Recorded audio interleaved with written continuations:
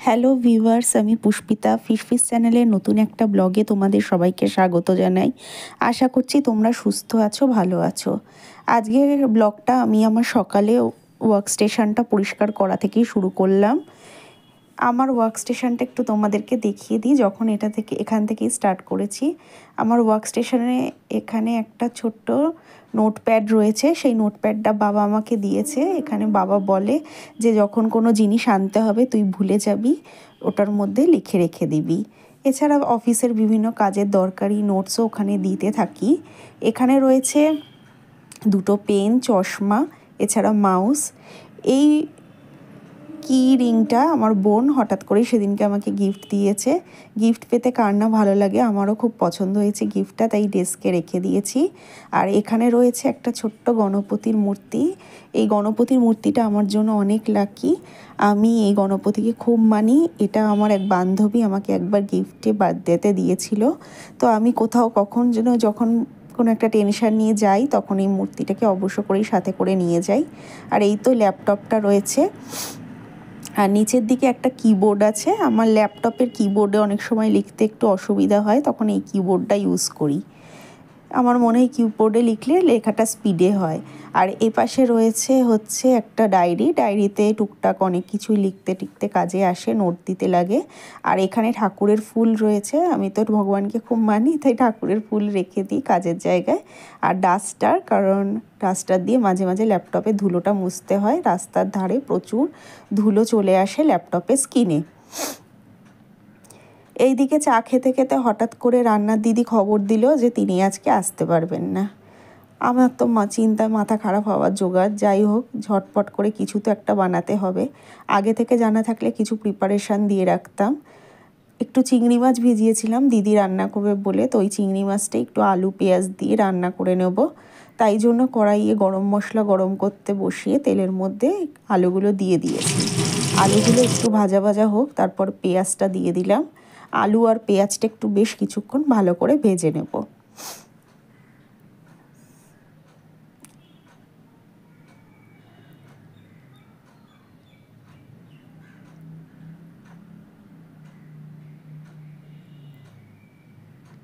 আলু পেঁয়াজটা বেশ ভালো করে ভাজা হয়ে এসেছে।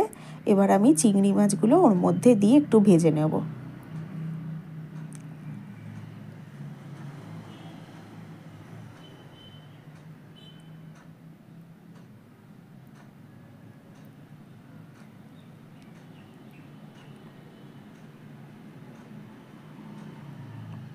চিংড়ি মাছগুলো মাথা সমেতই দিলাম, কারণ মাথা সমেত চিংড়ি মাছ দিলে আমার মনে হয় তরকারির স্বাদটা একটু বাড়ে। কারণ চিংড়ি মাছের যাবতীয় স্বাদ মাছের মাথার মধ্যেই থাকে। চিংড়ি মাছটা দিয়ে ভালো করে ভাজবো একটু, কারণ জল বেরোতে পারে চিংড়ি মাছ থেকে, যাতে ওই জলগুলো আগে শুকিয়ে যায়, তারপরে মশলাগুলো দিয়ে দেবো।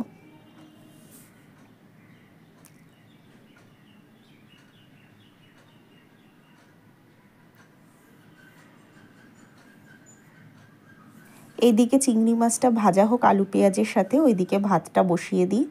ভাত বসিয়ে দিয়েছি, জল ফুটছে এদিকে। জলের মধ্যে চালটা ধুয়ে দিয়ে দেবো। আমরা প্রেশার কুকারেই ভাত করি।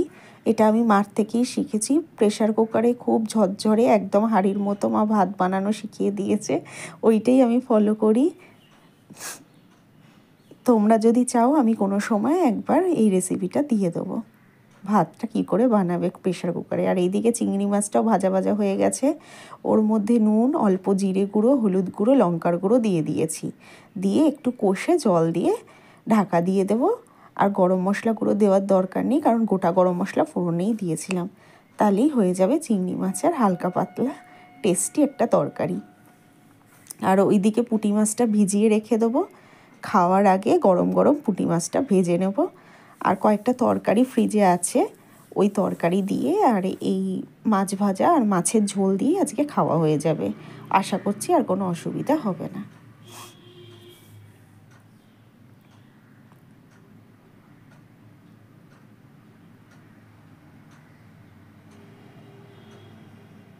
এই যে খাওয়ার আগে মাছ ভাজাও বসিয়ে দিয়েছিলাম।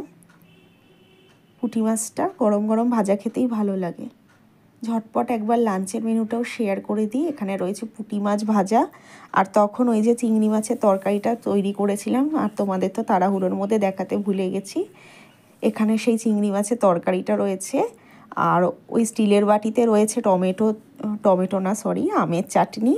এখানে রয়েছে বেতো শাক ভাজা, লাউ শাকের পোস্ত, আর এইদিকে রয়েছে বিট কোড়া বা বিটের ভাজা। এই দিয়েই আজকে লাঞ্চটা সারবো।